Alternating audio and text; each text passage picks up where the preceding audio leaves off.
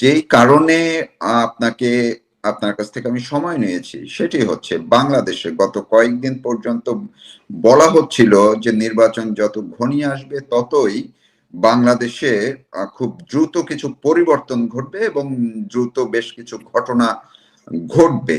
যার কিছু সূত্রপাত আমরা দেখতে পাচ্ছি হঠাৎ করেই গত ২-৩ দিন পর্যন্ত রাষ্ট্রদূতদের অর্থাৎ বাংলাদেশে বিদেশি বা বিভিন্ন দেশের রাষ্ট্রদূতদের দৌড়ঝাঁপ ছুটোছুটি চোখে লাগার মতো বেড়ে গেছে। যেমন আপনি যেখানে থাকেন সেই মার্কিন মুলুকের বা মার্কিন যুক্তরাষ্ট্রের নতুন রাষ্ট্রদূত ক্রিস্টেনসেন তিনি দেখা করলেন তারেক রহমানের সঙ্গে। প্রথম তার কোনো রাজনৈতিক নেতার সঙ্গে দেখা। সেটি পাশাপাশি সারা কুক তিনি একদিকে তারেক রহমানের সঙ্গে দেখা করলেন। সারা কুক যিনি ব্রিটিশ অ্যাম্বাসেডর বাংলাদেশের তিনি এর পরপরই ছুটলেন দিল্লিতে। কেন? এর সঙ্গে আরেকটি চাঞ্চল্যকরী একটি খবর সেটি হচ্ছে ভারত সিদ্ধান্ত নিয়েছে বাংলাদেশের যে হাই কমিশনে তাদের কর্মকর্তাদের পরিবারের সদস্যরা থাকতে পারবেন না নিরাপত্তার কারণে বা ঝুঁকির কারণে তাদেরকে ভারতে ফিরিয়ে নেওয়া হচ্ছে। এই সবের মধ্যেই আরেকটি বিষয় হচ্ছে আমরা জানি সজীব ওয়াজেদ জয় আল জাজিরায় একটি সাক্ষাৎকার দিয়েছেন সেটিও বেশ আলোড়ন তৈরি করেছে। এসব নিয়ে আপনার সঙ্গে কথা আমি শুরু করতে চাই। আপনি যদি একটু আপনার বিশ্লেষণটি কি মার্কিন যুক্তরাষ্ট্রের নবাগত বা নতুন রাষ্ট্রদূত তিনি ক্রিস্টেনসেন তিনি কেন তারেক রহমানের সঙ্গে প্রথম সাক্ষাৎটা করলেন রাজনৈতিক নেতাদের মধ্যে? আপনার বিশ্লেষণ কি হবে? প্রথমেই আপনাকে ধন্যবাদ জানাচ্ছি তৌফিক মারুফ আপনার এই জার্নালে আমাকে আবারও ইনভাইট করার জন্য। আমরা বিষয়টাকে ক্রিস্টেনসেন কেন তারেক জিয়ার সাথেই প্রথম দেখা করলেন সেটা থেকে না শুরু করে আমরা শুরু করতে চাই যে বাংলাদেশে বর্তমান যে সরকার ইন্টারিম গভর্নমেন্ট, আমি এটা অবশ্যই সবসময় এটার পূর্বে অ্যাডজেক্টিভ সত্য বিষয়টা হলো যে অসাংবিধানিক সরকার, তাদের অস্থিরতা চরম পর্যায়ে। সেটা আমাকে একটু ব্যাখ্যা করতে হবে সেই অস্থিরতাটা আসলে কি। আপনি একটা সিনারিও আপনাকে তুলে ধরি। তাদের একমাত্র পথ হলো হা ভোটে জয়লাভ না করলে তাদের সবার বাংলাদেশে বিচার হবে, ফাঁসি হবে। কারণ এই বিষয়টার কোনো সাংবিধানিক ধারাবাহিকতা নেই। যে বিষয়টা বাংলাদেশে ঘটলো ইতিমধ্যে এটা সবাই ক্লিয়ারলি, বাংলাদেশের সাধারণ মানুষ, শিক্ষক থেকে আরম্ভ করে কৃষক, শ্রমিক, ক্ষেতমজুর সকলের কাছে পরিষ্কার যে এটা কোটা বিষয় কোনো বিষয় ছিল না। এটা ছিল ডক্টর ইউনূসের ব্যক্তিগত ইনভেস্টমেন্ট এবং জামাতের যে আন্ডার লুঙ্গি রাজনীতি এইভাবে বলি, সেইটার জন্য এই কিছু ছাত্রদেরকে সামনে রেখে ওনারা দেশের ক্ষমতা দখল করলেন। আমি যেটা বলতে চাই এখানে, সেই ক্ষমতা দখলের পর তাদের অনেকগুলো মিস্টেক, মানে তাদের মিস্টেক, এটা এই মিস্টেকে আমাদের কোনো ভালো হয়নি, আমাদের খারাপ হয়েছে সেটাও বলবো না। তাদের মিস্টেক মানে তারা যেহেতু পরিকল্পিত ছিল কিন্তু রাজনৈতিক ভাবে যেহেতু পরিপক্ক না, সেই জন্য তারা সংবিধান বাতিল করেনি, তারা এটা করেনি, তারা যে এই সংবিধানের মাধ্যমে ক্ষমতায় বসলেই তো আমরা সমস্ত কন্ট্রোলে নিয়ে নিলাম, এই ভাবটায় তারা ক্ষমতায় বসলো। কিন্তু এখন তারা বুঝতে পারছে যে যাই কিছু বলি না কেন, আমরা যদি না জিতি তাহলে আমাদের জুলাইয়ের সমস্ত ষড়যন্ত্র ইতিমধ্যে মানুষ জানে, এবং আমরা যে বলছি যে এদেরকে মাফ করে দেওয়ার আইন, সেটাও তো আইন নয়, সেটা পার্লামেন্ট পাস না করা পর্যন্ত শুধু আপনার একটা অধ্যাদেশ, সেটা বাতিল হয়ে যাবে, সবাইকে ফাঁসি কাস্টে ঝুলাবে যে কোনো সরকার। এমনকি আমি দুর্ভাগ্যজনক ভাবে যদি এটা ঘটেও যায়, ঘটবে না ঘটবে না ঘটবে না, আমি বলে দিচ্ছি আপনাদেরকে যারা শুনছেন, জামাত কখনো ক্ষমতায় আসবে না। বা যদি দুর্ভাগ্যজনক জামাতও ক্ষমতায় আসে, তারাও বাংলাদেশের ভোটারদেরকে সাথে রাখার জন্য এদেরকে ফাঁসি দেবে। এইটা রক্ষা করতে পারবে অনলি যদি হা ভোটটা পাশ করায়। এখন আওয়ামী লীগ তথা বাংলাদেশের পক্ষের রাজনৈতিক শক্তি যে কাজটা করছে সেই কাজটা হলো যে আপনারা কেউ ভোটে যাবেন না, এবং তারা যাবে না। যদি আপনাদেরকে ফোর্স করে ভোটার কেন্দ্রে নেওয়া হয় তাহলে আপনারা না ভোটে ভোট দেবেন। দেখুন শাখের করাত অস্থিরতা বাড়বে না কেন? বিষয়টা হলো ব্রিটেন সহ আমেরিকা তাদের ইনক্লুসিভের যে সংজ্ঞা সেটা তারা পরিবর্তন করেছেন। কিভাবে? যে আমরা তো রাজনৈতিক দলের কথা বলবো না, আমরা দেখবো সমস্ত মানুষ এই ভোটে অংশগ্রহণ করে কিনা। এখন ইউনূসের এটা কাল হয়ে দাঁড়িয়েছে, যদি মানুষ আসে তাহলে আমি দেখাতে পারবো ভোট হচ্ছে, আর এই মানুষ এসে যদি না ভোট দেয়।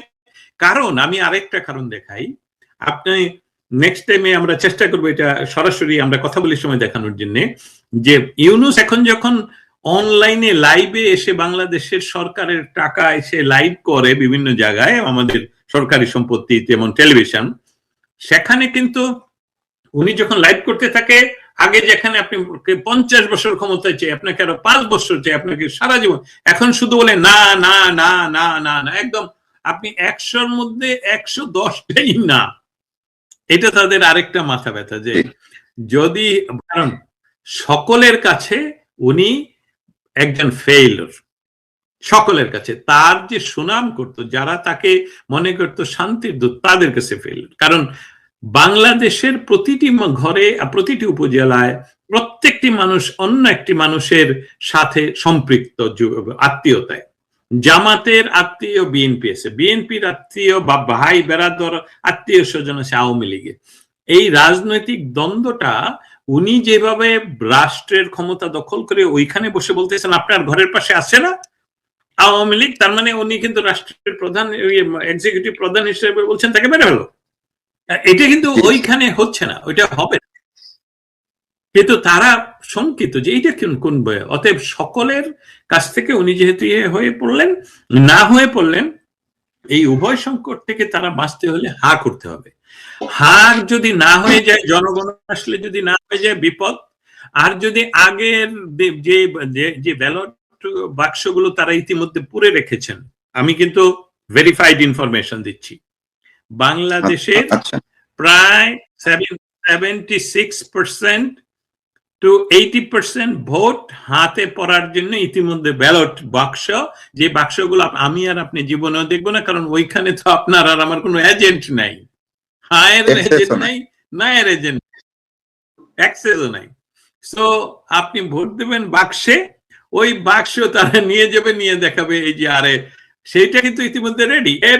আমাদের সাথে ডিসিদের যোগাযোগ, আমাদের হ্যাঁ সব ডিসি এখন জামাতের, কিন্তু তার তো আত্মীয় রয়ে গেছে বিএনপি, তার তো আত্মীয় রয়ে গেছে আওয়ামী লীগে। এটা একটা পারিবারিক ফ্যাব্রিকটা লক্ষ্য রাখতে হবে। অতএব সেই তথ্যগুলি বাইরে আসে যে আমরা তো এই পথে যাচ্ছি। অতএব এই সরকারকে যদি টিকিয়ে থাকবেন, তার এই সরকার টিকিয়ে রাখার কথা বলছেন, এই সরকারকে যদি সরকারের এই জুলাই সন্ত্রাসের সমস্ত যদি যান বাঁচাতে হয়, তাদের হা করতেই হবে। সেই হা করে তারা কি আরো মহাবিপদে পড়ে কিনা, যার জন্য এই অস্থিরতা, সেই অস্থিরতার কারণেই তারা এখন অনেকটাই সাবমিশনে আছে তারেক জিয়ার কাছে, যেটা তাদের মেটিকুলাসলি, মানে ডক্টর ইউনূসের মেটিকুলাসলি ডিজাইন হলো যে বাংলাদেশে এই মুহূর্তে সব একটি দলই মাঠে আছে, সেটাকে বিএনপি। জামাত মাঠে আছে, সবসময় আছে, জামাতের কথা বলছি না, কারণ যেই দলটা গণ সব জায়গায় দাঁড়িয়ে আছে, যার ভোট আছে 20-30%, সেটা হলো বিএনপি। সেই বিএনপি মাঠে, অতএব সেটার জন্য বিএনপির কাছে ধর্ণা দিচ্ছে। বিএনপির সাথে আবার অবশ্যই, যেহেতু এখানে আওয়ামী লীগ নাই, নির্বাচন যদি কোনো ক্রমে হয় তাহলে তো বিএনপির সম্ভাবনা আছে ভোরে জয়লাভ করা, যদি না জামাতকে মেটিকুলাসলি বা আগেই পাশ করিয়ে না দেওয়া হয়। তাহলে কি হবে? সেই বিএনপির সাথে ভারতের ইতিমধ্যে যোগাযোগ। ভারত যেহেতু আমাদের স্বাধীনতা সংগ্রামের সময় আমরা দেখেছি, ভারত আন্তর্জাতিক যে ডিপ্লোম্যাটিক নেটওয়ার্ক, যেখানে কথা না বলেও সম্পর্ক তৈরি করে রাখা যায়, সেটা ভারত সুপারদর্শী। এবং ভারতের কারণেই আমি মনে করি যে আমেরিকান নতুন যে অ্যাম্বাসেডর, তার সাথে ভারতের যে নতুন অ্যাম্বাসেডর ইউএসএ, তিনি আবার সেন্ট্রাল এশিয়া এবং সাউথ এশিয়ার এনভয় আমেরিকান, যেই অ্যাম্বাসেডর ভারতে বসা আমেরিকা।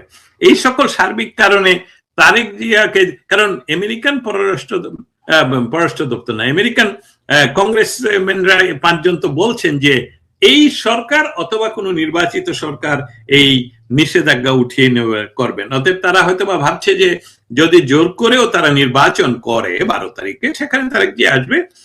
এইটা প্রেডিকশন যেহেতু তারা করছেন, সেই প্রেডিকশনের কারণেই ভবিষ্যতের এই দল মনে হচ্ছে বাংলাদেশের প্রেক্ষিতে তারেক জিয়া ছাড়া তো মনে হয় না অন্য কোনো যোগ্য ব্যক্তিকে দেওয়া হবে, সুযোগ দেওয়া হবে বাংলাদেশকে প্রধানমন্ত্রিত্ব করার জন্য। সেখানে এটা খুব স্বাভাবিক যে ক্রিস্টেনসেন গিয়ে প্রথমেই দেখা করেন তারেক জিয়ার সাথে। সেখানে যদি জয় থাকতো আওয়ামী লীগের, তাহলে জয়ের সাথেও দেখা করতো। তখন হয়তো বা আমরা সাংবাদিকরা বলতাম, কেন জয়ের সাথে বিকালে দেখা করলেন, কেন তারেক জিয়ার সাথে সকালে দেখা করলেন? এরকম সময় তো একসাথে তো 2 জায়গায় যেতে পারবে না। এটা একটা বিশ্লেষণ। এখন চলে যাই সারা কুক, ইউকের এই ডিপ্লোমেট বাংলাদেশ থেকে ব্রিটেনে গেলেন। আসলে অঞ্চলটা তারা যেভাবে ভাগ করে কূটনৈতিক করেন, কাজগুলো করেন, সেটার সেন্টার হলো দিল্লি। বাংলাদেশ হলো এক্সটেনশন। বাংলাদেশে কিছু কিছু কাজ হয়, আর সমস্ত কূটনৈতিক বলেন, অন্যান্য বিষয়ে পররাষ্ট্রনীতি বলেন, সমস্ত বিষয়ে ডিসিশন গুলো হয় আসলে এই দেশের, সেটা হলো দিল্লিতে। এখন আমি কি তাহলে শাক দিয়ে মাছ ঢাকছি যদি আপনি সাংবাদিক বিষয়ে বলেন? না, আমি ঢাকছি না।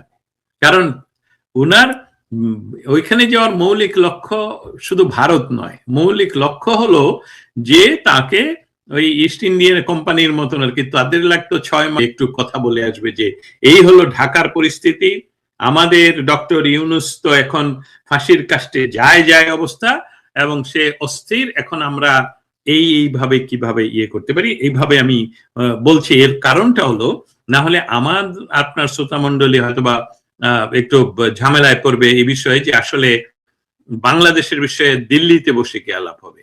আমরা একটা বিষয় এখানে পরিষ্কার বলতে চাই, বাংলাদেশের জন্মের সময়ও দিল্লি ইনভলভ ছিল। বাংলাদেশের সহযোগিতা এটা এমনি, এখন আমি ডক্টর ইউনূসের ভাষা একটু চুরি করে ব্যবহার করি, এটা এমনি আকাশ থেকে পড়েনি, ইট ওয়াজ মেটিকুলাসলি ডিজাইন। এর অর্থ হলো যে পশ্চিমে যে বিষয়টা ঘটে, আমি বলবো যে সন্ত্রাসবাদী ঘটনা ঘটে, সেখানে বাংলাদেশের মানুষের সাথে সাংস্কৃতিক, সামাজিক, কৃষ্টি এবং সমস্ত কিছু মিলিয়ে আমাদের 1000 বছরের সম্পর্ক এই ভারতীয় উপমহাদেশে। সেখানে এই অঞ্চলে একটা স্থিতিশীল সরকার এবং একটা অসাম্প্রদায়িক সরকার এবং এই ধরনের একটা গণতান্ত্রিক পরিবেশ বাঙালিদের যদি এখানে অবস্থান থাকে, তাহলে ভারতের পূর্বাঞ্চলে তাদের জন্য শান্তি থাকবে। এটাই ভারতের পররাষ্ট্র নীতি আমাদের বাংলাদেশকে নিয়ে, যার জন্য 71-এ মৌলিকভাবে আমরা বেশি প্রাধান্য পেয়েছিলাম। এখন বাংলাদেশ যদি সেই প্রাধান্য থেকে সরে যায়, তাহলে মনে রাখতে হবে কাগজে যতই লেখা থাকুক যে বিষয়টা ছিল যে ইউনাইটেড ফোর্স, মানে যেদিন বাংলাদেশে ঢাকায় 16ই ডিসেম্বর আত্মসমর্পণ করে যৌথ বাহিনীর কাছে, সেটা কাগজে কলমে সাইন, কাগজ সবকিছু থাকতে পারে, কিন্তু যেহেতু বাংলাদেশ সেখানে ঝামেলা করে, তাহলে ভারতের অন্য কোনো উপায় নেই সরাসরি। কারণ প্রেসিডেন্ট হাজার আমরা গিয়ে ভেনেজুয়েলার প্রেসিডেন্টকে এনে এখন আমার বাড়ির পাশে ওনাকে জেলে রাখা হয়েছে। এটা ভারত যদি কালকে আমার তো মনে হচ্ছিল যে ইউনূস সাহেবকে আমাদের ডিপ্লোমেটরা যদি পারতো প্রতিদিন কানে দিতে যে দেখুন 2016 সালে প্যারিসে বসে বলছে আপনি একজন আপনি রাহু গ্রাস করেছেন পৃথিবীতে আপনার জয়লাভে। অতএব ডক্টর ইউনূসকে আমার মনে হয় আমাদের সবচেয়ে পপুলার প্রেসিডেন্ট ডোনাল্ড ট্রাম্প বলতে ওকে ধরে নিয়ে আসো, এবং ওকে ধরে নিয়ে আসো। এটা যে হাস্যকর নয়, এটা যে সঠিক, এটা তো ভেনেজুয়েলা দেখলেন। অতএব সেই একইভাবে আমি বলছি যে ভারতের যে আজকে যে একটা নিউজ আসলো সর্বশেষ, যে ভারতের কূটনীতিবিদদের আত্মীয় স্বজনকে ঢাকা থেকে সরিয়ে নেওয়া হচ্ছে, এসবগুলো আসলে ঢাকার পরিবেশ 12 তারিখের আগে আরো উত্তপ্ত হবে।